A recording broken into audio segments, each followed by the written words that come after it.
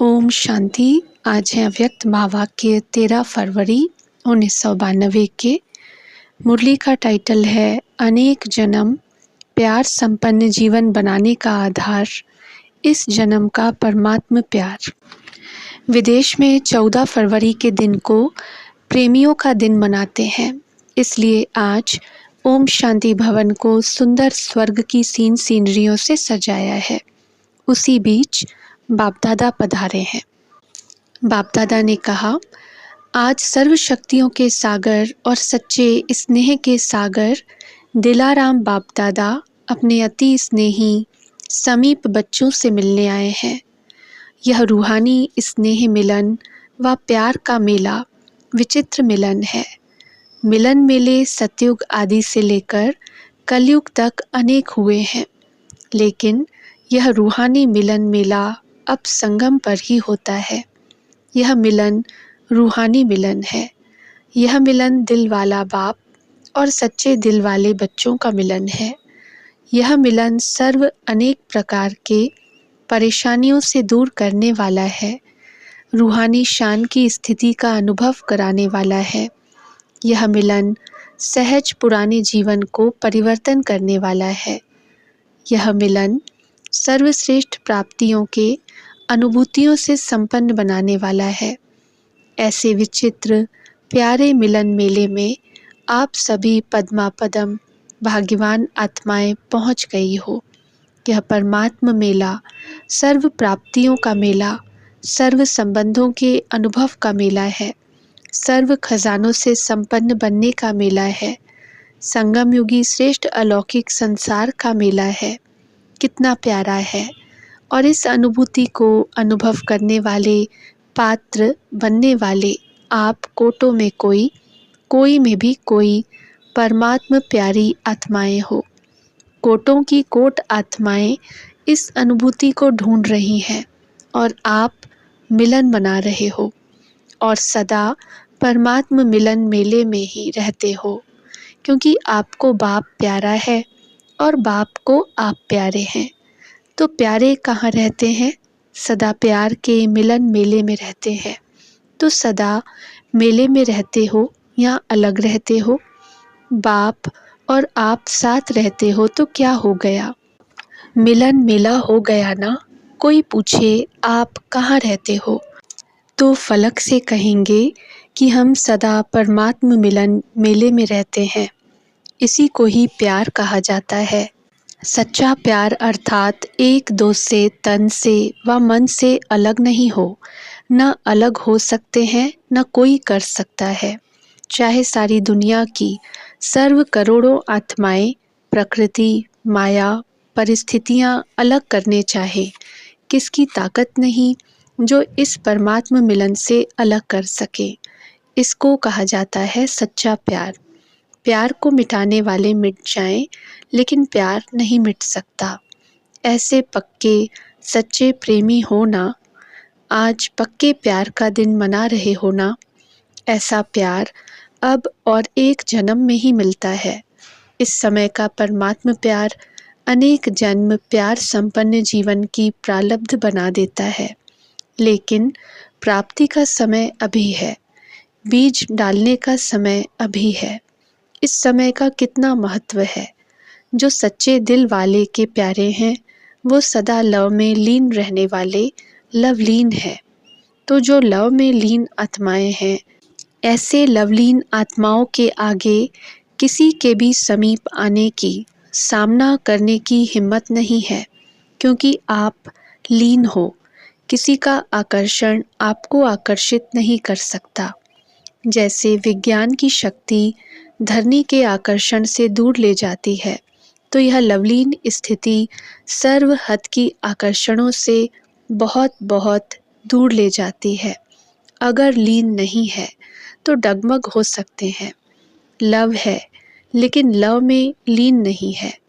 अभी किसी से भी पूछेंगे आपका बाप से लव है, तो सभी हाँ कहेंगे ना। लेकिन सदा लव में लीन रहते हैं तो क्या कहेंगे? इसमें हाँ नहीं कहा, सिर्फ लव है। इस तक नहीं रह जाना, लीन हो जाओ। इसी श्रेष्ठ स्थिति को लीन हो जाने को ही लोगों ने बहुत श्रेष्ठ माना है। अगर आप किसी को भी कहते हो हम तो जीवन मुक्ति में आएंगे, तो वो समझते हैं कि ये तो चक्कर में आने वाले हैं और हम चक्कर से मुक्त होकर के लीन हो जाएंगे, क्योंकि लीन होना अर्थात बंधनों से मुक्त हो जाना। इसलिए वे लीन अवस्था को बहुत ऊंचा मानते हैं। समा गए, लीन हो गए। लेकिन आप जानते हो कि वह जो लीन अवस्था कहते हैं, ड्रामा अनुसार प्राप्त किसको भी नहीं होती है। बाप समान बन सकते हैं, लेकिन बाप में समा नहीं जाते हैं। उन्हों की लीन अवस्था में कोई अनुभूति नहीं, कोई प्राप्ति नहीं। और आप लीन भी हैं और अनुभूति और प्राप्तियां भी हैं। आप चैलेंज कर सकते हो कि जिस लीन अवस्था या समा जाने की स्थिति के लिए आप प्रयत्न कर रहे हो, लेकिन हम जीते जी समा जाना व लीन होना उसकी अनुभूति अभी कर रहे हैं। जब लवलीन हो जाते हो, स्नेह में समा जाते हो, तो और कुछ याद रहता है? बाप और मैं समान स्नेह में समाये हुए, सिवाय बाप के और कुछ है ही नहीं, तो दो से मिलकर एक हो जाते हैं। समान बनना अर्थात समा जाना, एक हो जाना। तो ऐसे अनुभव है ना? कर्म योग की स्थिति में ऐसे लीन का अनुभव कर सकते हो व अलग बैठ कर के लीन हो सकते हो? क्या समझते हो? कर्मयोगी स्थिति में ऐसे लीन हो सकते हो या नहीं? मुश्किल है। कर्म भी करो और लीन भी रहो, हो सकता है।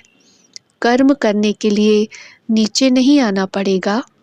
कर्म करते हुए भी लीन हो सकते हो। इतने होशियार हो गए हो। कर्मयोगी बनने वाले को कर्म में भी साथ होने के कारण एक्स्ट्रा मदद मिल सकती है, क्योंकि एक से दो हो गए तो काम बढ़ जाएगा ना। अगर एक काम कोई एक करे और दूसरा साथी बन जाए, तो वह काम सहज होगा या मुश्किल होगा? हाथ आपके हैं। बाप तो अपने हाथ पांव नहीं चलाएंगे ना। हाथ आपके हैं, लेकिन मदद बाप की है, तो डबल फोर्स से काम अच्छा होगा ना। काम भल कितना भी मुश्किल हो, लेकिन बाप की मदद है ही सदा उमंग उत्साह हिम्मत अथकपन की शक्ति देने वाली। जिस कार्य में उमंग उत्साह व अथकपन होता है, वह काम सफल होगा ना। तो बाप हाथों से काम नहीं करते, लेकिन यह मदद देने का काम करते हैं। तो कर्मयोगी जीवन अर्थात डबल फोर्स से कार्य करने की जीवन। आप और बाप। प्यार में कोई मुश्किल व थकावट फील नहीं होती। प्यार अर्थात सब कुछ भूल जाना। कैसे होगा, क्या होगा, ठीक होगा व नहीं होगा, यह सब भूल जाना हुआ ही पड़ा है। जहाँ परमात्मा हिम्मत है, कोई आत्मा की हिम्मत नहीं है। तो जहाँ परमात्मा हिम्मत है, मदद है, वहाँ निमित्त बनी आत्मा में हिम्मत आ ही जाती है। और ऐसे साथ का अनुभव करने वाले, मदद के अनुभव करने वाले के सदा संकल्प क्या रहते हैं? नथिंग न्यू, विजय हुई पड़ी है, सफलता है ही है। यह है सच्चे प्रेमी की अनुभूति। जब हद के आशिक ये अनुभव करते हैं कि जहाँ है वहाँ तू ही तू है। वह सर्वशक्तिवान नहीं है, लेकिन बाप सर्वशक्तिवान है। साकार शरीरधारी नहीं है, लेकिन जब चाहे जहाँ चाहे सेकंड में पहुँच सकते हैं। ऐसे नहीं समझो कि कर्मयोगी जीवन में लवलीन अवस्था नहीं हो सकती, होती है। साथ का अनुभव अर्थात लव का प्रैक्टिकल सबूत साथ है। तो सहज योगी सदा के योगी हो गए ना। लवर अर्थात सदा सहज योगी। इसलिए डायरेक्शन भी दिया है ना कि यह तपस्या वर्ष तो प्राइज लेने के समीप आ रहा है, लेकिन समाप्त नहीं हो रहा है। इसमें अभ्यास के लिए, प्रैक्टिस के लिए सेवा को हल्का किया और तपस्या को ज़्यादा महत्व दिया।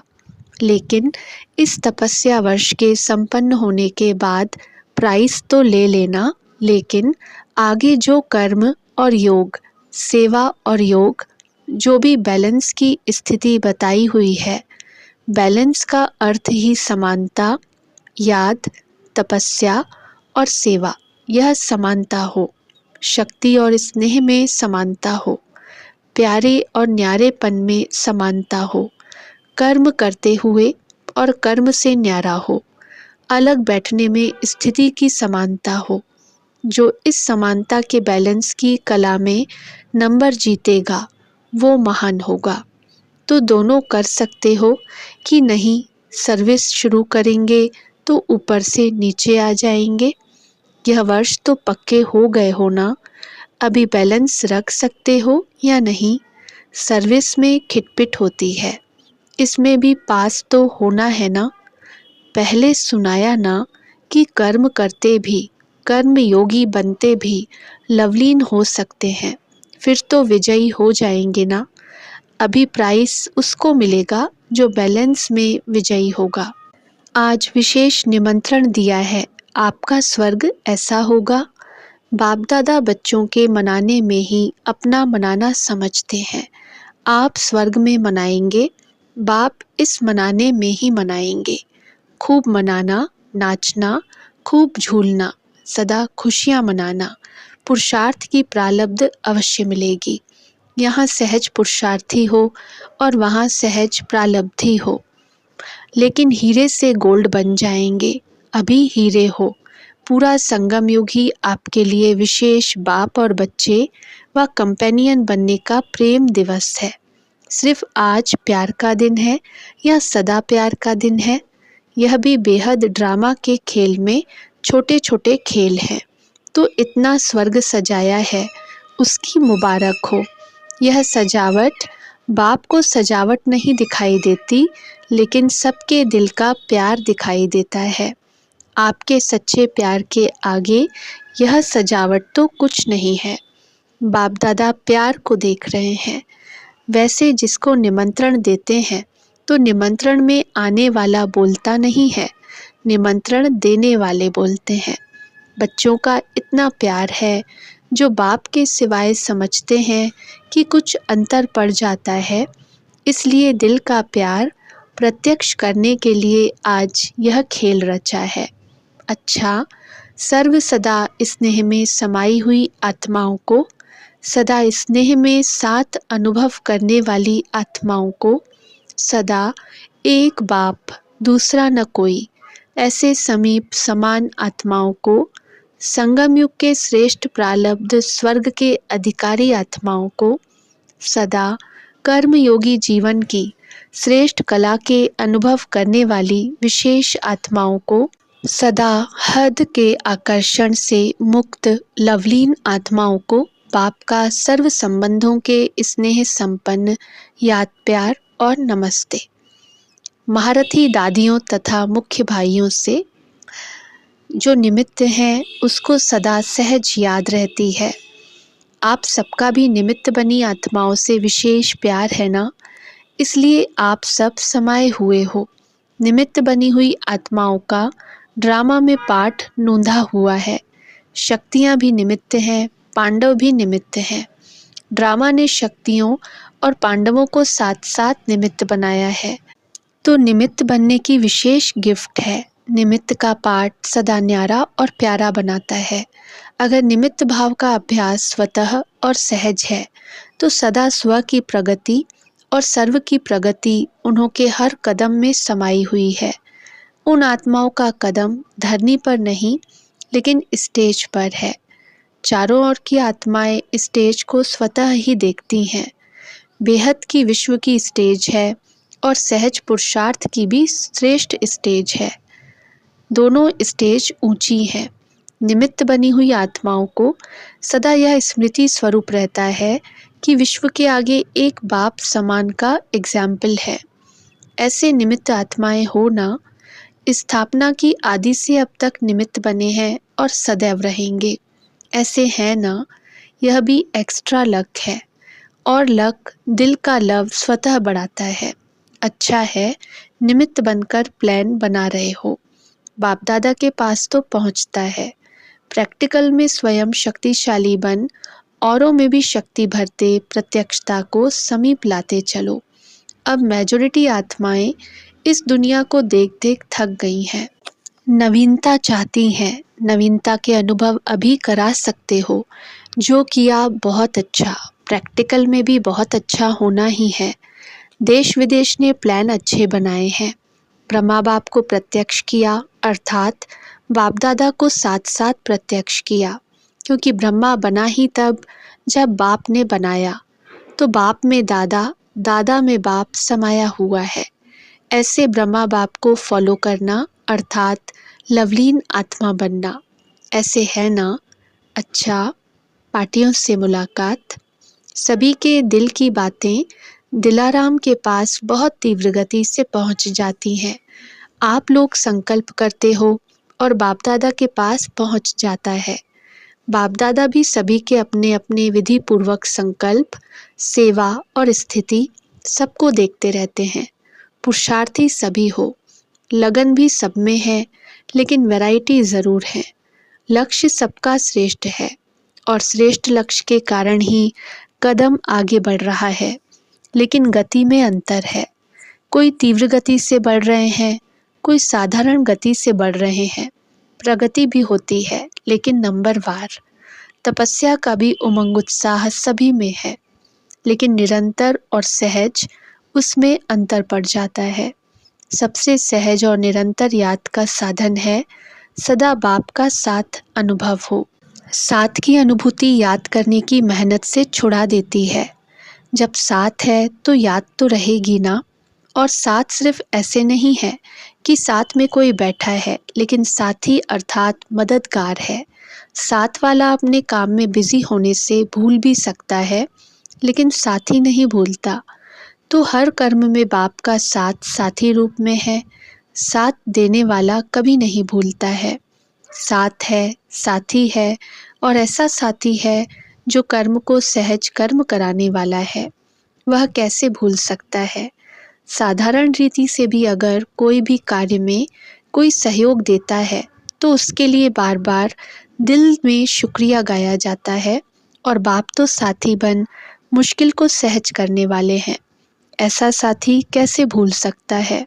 अच्छा, ओम शांति।